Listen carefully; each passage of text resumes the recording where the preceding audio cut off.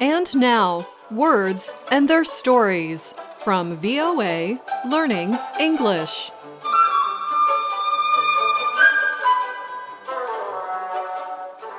On this program, we explore words and expressions in the English language. We give you definitions, examples, and notes on usage. Sometimes we even use them in conversations. Today, we talk about a common object. Shoestrings are very useful for keeping our shoes on.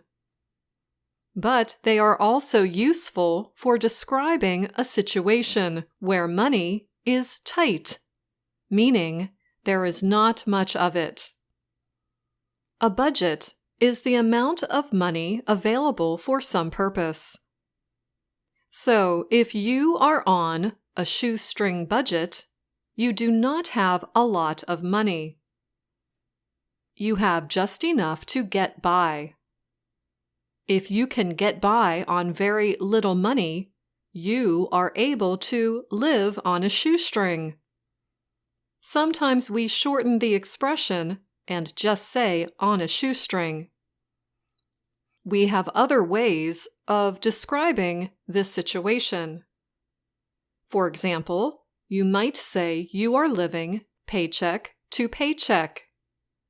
This means you get your paycheck, but by the time your next one comes, you have used all your money to pay your bills. Living paycheck to paycheck can also be called living hand to mouth.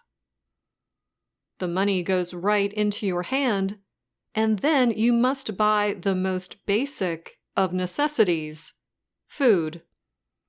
You do not have money to spend on extras. Everything you earn goes to pay for your immediate needs, things like food, shelter, medicine, and transportation. But now let's go back to our shoestrings. You can do a lot of things on a shoestring. For example, if you can travel on a shoestring, you travel very cheaply. You do not spend money on costly hotels. You look for good deals. You might use coupons, discount offers, or other ways to save money. And you may plan to travel at less costly times. People who travel on a shoestring are often called budget travelers. I learned how to travel on a shoestring when I studied in China. As a student, I did not have much money, so I traveled everywhere by train and stayed at universities. Traveling on a shoestring let me go to many more places. But how did shoestring come to describe a tight budget, one with little money? Well, some word experts say it comes from people who sold small items on the streets.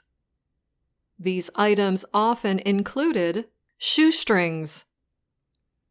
Now, let's hear two friends use this expression. Hey, I hear you're going on vacation next week.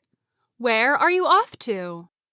First, I'm going to Paris and then heading to Barcelona. Finally, I'll finish up my trip in Milan. That is some trip. You must have saved up for a long time to have enough money for that kind of travel budget. Not at all. I am an expert at traveling anywhere on a shoestring. In Paris, I'm staying with friends. In Barcelona, I found a cheap dorm room at a university. And in Milan, I'm working on a farm in exchange for a free room and meals. Wow, you are really good at shoestring travel. By not spending a lot of money on hotels, you're able to go to more places. Exactly. And that's all the time we have for this Words and Their Stories. Are you learning English on a shoestring? If so, keep listening to VOA Learning English. Our high-quality content is free. Until next time, I'm Anna Mateo.